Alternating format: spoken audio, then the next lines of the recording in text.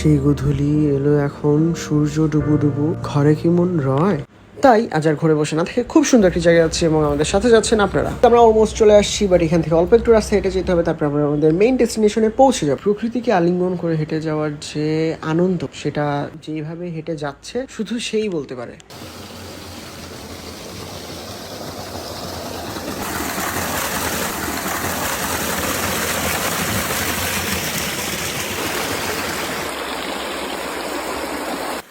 আর এখানে মিরাজ আসার পর একদম পুরাই কমফোর্ট জোনে চলে গেছে। আর সত্যি কথা বলতে গেলে এরকম একটা জায়গায় আসলে মাইন্ড ফ্রেশ হইতে বাধ্য একদম। আচ্ছা, এখানে এসে আমরা তিনটা পিচ্চির সাথে পরিচিত হইলাম। তারা কি করে দেখেন।